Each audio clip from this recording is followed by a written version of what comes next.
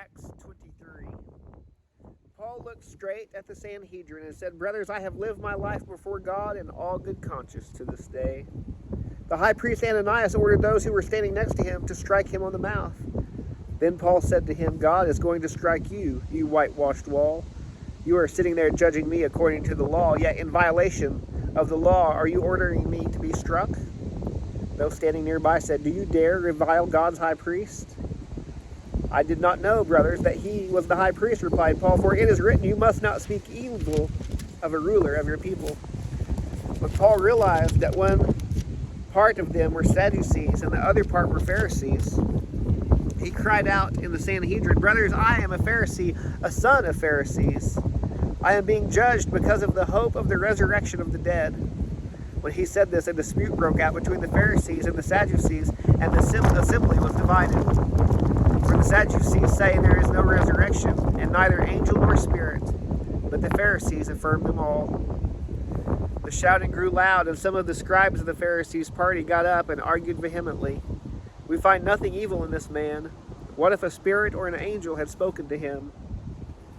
When the dispute became violent, the commander feared that Paul might be torn apart by them and ordered the troops to go down, take him away from them, and bring him into the barracks. The following night the Lord stood by him and said, "Have courage, for as you have testified about me in Jerusalem, so it is necessary for you to testify in Rome." When it was morning, the Jews formed a conspiracy and bound themselves under a curse not to eat or drink until they had killed Paul. There were more than 40 who had formed this plot. These men went to the chief priests and elders and said, "We have bound ourselves under a solemn curse that we won't eat anything until we have killed Paul. So now you, along with the Sanhedrin, make a request to the commander that he bring him down to you, as if you were going to investigate his case more thoroughly. But before he gets near, we are ready to kill him." But the son of Paul's sister, hearing about their ambush, came and entered the barracks and reported it to Paul. Paul called one of the centurions and said, "Take this young man to the commander because he has something to report to him." So he took him, brought him to the commander, and said, "The prisoner Paul called me and asked me to bring this young man to you because he has something to tell you." The commander took him by the hand, led him aside, and inquired privately, "What is it you have to report to me?" "The Jews," he said, "have agreed to ask you to bring Paul down to the Sanhedrin tomorrow, as though they are going to hold a somewhat more careful inquiry about him. Don't let them persuade you, because there are more than 40 of them lying in ambush, men who have bound themselves under a curse not to eat or drink until they have killed him. Now they are ready, waiting for your consent."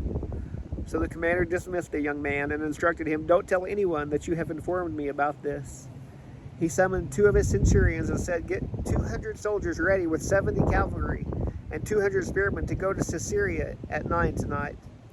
Also provide mounts for Paul to ride and bring him safely to Felix the governor."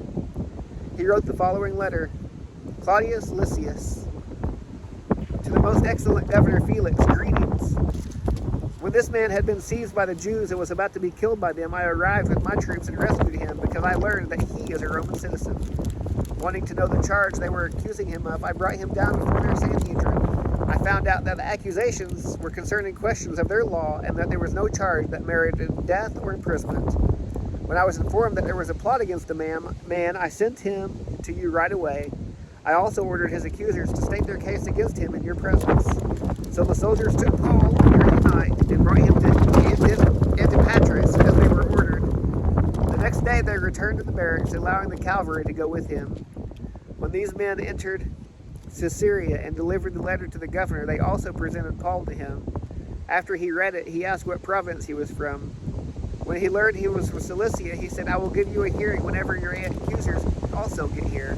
He ordered that he be kept under guard in Herod's palace.